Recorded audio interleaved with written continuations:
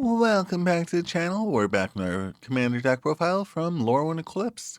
We have Ashling Rekindled. For 1 and a red, you get a 1/3 where whenever this creature enters or transforms into Ashling Rekindled, you may discard a card. If you do, draw a card.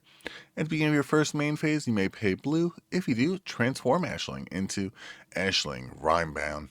It's a 1/3 where whenever this creature transforms into Ashling Rimebound, and at the beginning of your first main phase, add 2 mana of any one color. Spend this mana only cast spells with mana value 4 or greater. So, in theory, you could get out turn 2, your Ashling Rekindled, pay the 1 mana next turn, you're up to 3, you're up to 5 because of Ashling Rimebound's ability, and that's enough to cast your 4 mana spell in order to get those abilities off and getting the most out of the commander.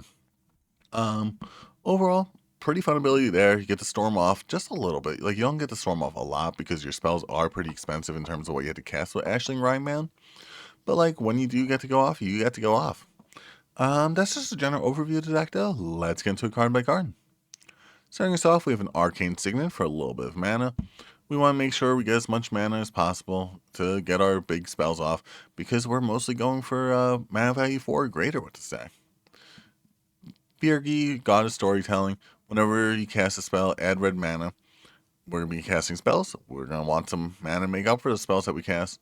Birgi helps do just that. And you also don't lose that mana, so you can really keep it for your really big turn. Chamil, the Inner Sun. Spells you control can't be countered. But if you end step, discover 5. That's another spell that you're going to cast. It's another big spell you're going to cast. Most of our stuff is like 4 or 3. So that's under the 5. We don't really have many like 2s, is what I'm saying. We have more than 5s as well, but like just in some terms of like what we could discover 5 for. Is it Signet for a little bit of ramp there? Lightning Greaves for a little bit of protection there for Ashling Rimebound. Mind Splice Apparatus for a little bit of cost reduction. You could cast this as well with Ashling Rimebound's ability, so we like to see it. Monument to Endurance. This way, when we do discard some cards and we are stuck using Ashling Rekindle's ability, we can get the most out of that, drawing some extra cards, getting some treasure tokens. Treasure tokens are really helpful as well because they do what we're trying to do, ramp up so that we could storm off. Soul Ring for some ramp, Talisman Creativity for some ramp, and Swiftfoot Boots for the protection plus the haste. For our creatures, we have Archmage Emeritus for some draw power anytime we're casting those spells. This way, we're that much closer to our storm. Archmage of Runes for some draw power plus some cost reduction, getting the best of both worlds. Both these mana value 4 or greater, so you can use Ashling Rimebound's ability for them. Ashling Flame Dancer, allowing you to keep your mana. This way, you keep it from turn to turn, thanks to Ashling Rimebound's ability plus the Ashling Flame Dancer.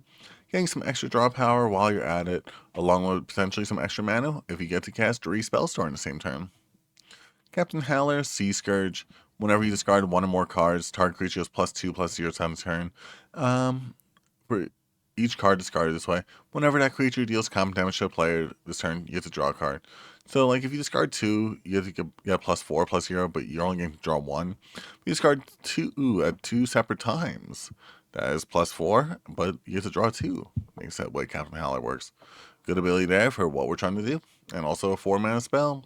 So if you get this and then transform back into Ashling Rekindle, you're in business. Electro, Assaulting Battery. Another good spell to hold on to our mana. Helps us keep it from turn to turn. So we have all our mana for our big storm off turn. Eris, Roar of the Storm. Costs 2 less to cast for each different mana value among instants and sorceries in our graveyard. We have mostly sorceries for this deck because that's tend to be one we play for this deck. Instants are still super helpful though. Whenever you cast your second spell each turn, you get a 4/4 dragon elemental with prowess. So just another good spell that we could get, getting us something big off of it. Goblin Electromancer for some cost reduction. We don't have to spend the 4 mana to cast a spell. We just need to have something that costs 4 more to cast. Harmonic Prodigy, doubling up on getting the 2 mana at the start of every turn. So now we're at 4 mana every turn off of Ashling Rimebound or discarding 2. I mean, both are really good. Oh, wait, actually, Ashling, it's a sorcerer. Are you sorcerer? No, you're Shaman or Wizard, so only Ashling Rimebound. You're not getting Ashling Rekindled's ability second time. Overall, still a good ability. Getting 4 mana right into, all for the cost of 2 mana. That's worth it. Mystics of is Magnus, Goblin Wizard 2/2. Instant sorcery spells cost 1 less cast for each experience counter, which you get anytime you cast a spell with mana value greater than your number of experience counters. Which, you start off with a 1, 2, 3, 4, 5. Come on, everybody, let's go for a ride. And then all of a sudden, you're getting everything for free. And it's still costs 5 or more initially. Ovika, Enigma, Goliath. Whenever you cast a non-creature spell, get X/1/1 red for Xing Goblin creature tokens, where X is mana value of that spell.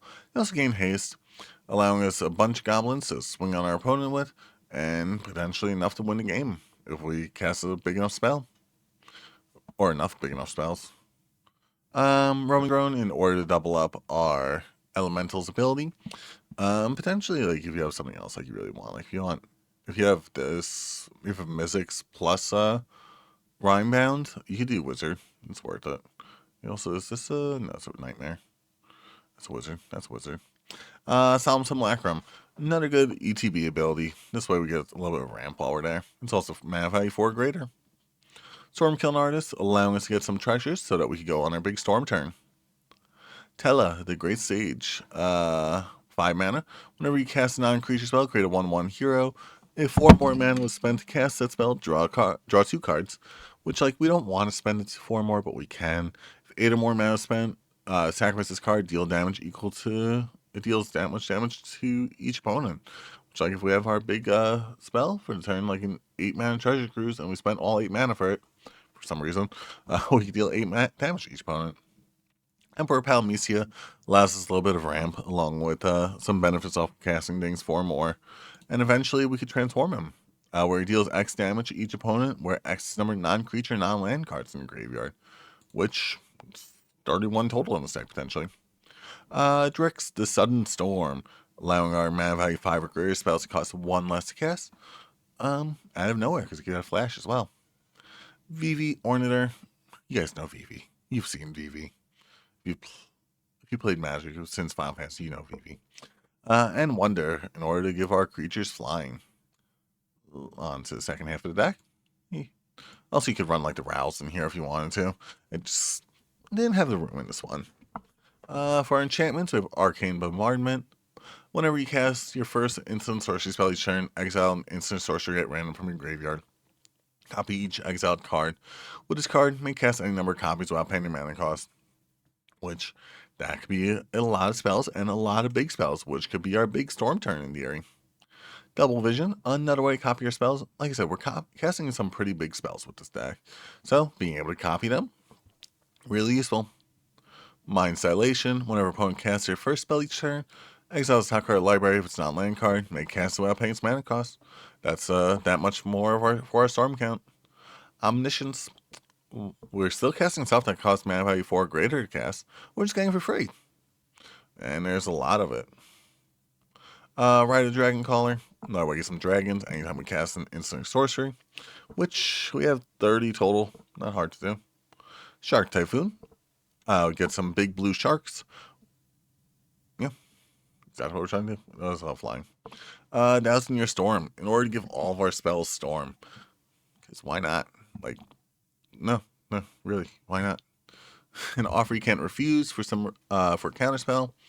Arcane Denial for counterspell. Big Score for some draw power. Brainstorm for some draw power plus decide what's on top. Big Score as well gets you those treasure tokens so you can cast them for another turn for your big storm turn. Brainstorm, deciding what you want on top, what you want for your storm turn. Cast Warp, get rid of our opponent's worst thing, give them their best thing out of their top of their deck. Counterspell for a counterspell. Deflecting Swat, this way if our opponent tries removing our commander, we could protect them. Frantic Search, in order to just get our storm count up just a little bit. Also, Deflecting Swat helps us get our storm count up because it's free. Galvanic Iteration, in order to copy another spell, which means another storm count. Invoke Calamity, sorcery control, 2 instant sorceries, mana value 6 or greater, 6 or less from your graveyard, without paying their mana cost, which is just some free spell, which is free money. Lindbloom Industrial Regency, allowing you some wizards, allowing you some burn damage on your opponent. Pongify for some removal. Rapid Hybridization for some removal. Also only 1 mana for getting your storm count up. Seeding Song, going positive on the mana, giving us some more mana to cast more spells for more storm. Snap, in order to go neutral on mana. Potentially positive if you have a bounce land. Unexpected Windfall. Feeling pretty neutral on mana, especially if you use the 2 from, why am I forgetting the name? Ashling on this one. Untimely Malfunction for some removal plus some protection. Seagate Restoration, pretty strong spell for some draw power there. Soakson, allowing you some draw power. Treasure Cruise for some draw power. Pirate's Pillage for some draw power. Past in Flames, in order to get all of our instants and sorceries back. Doesn't matter the mana cost. Mizzix's Mastery. This one gets us all our spells back for free. Mana Geyser, in order to storm off, because our opponent's going to have more tapped lands than we do 5. Elemental Eruption, in order to really get our storm count benefit by getting a bunch of 4/4 dragons. Deep Analysis, just a 4-mana spell to draw some cards. Dance with Calamity, just get a bunch of free spells from your graveyard. Change of Fortune, discard our hand, get a new hand. Call forth the Tempest, in order to Cascade, which is 2 more towards the storm count. Bribery, why stop at our own best stuff? We can take our opponent's best things as well. And Blasphemous Attack for a board wipe. And Apex of Power. Add 10 mana of any one color if you didn't cast from your hand. Oh, if it was cast from your hand. Overall, pretty fun commander. Like, while building it, I was just like, I'm not liking this one too much. But, like, as I, looked through it another time, this one is pretty good. If you guys have your own version of how you'd run a deck, leave it down there in the comment section. But thanks so much for watching, and I hope you have a great day.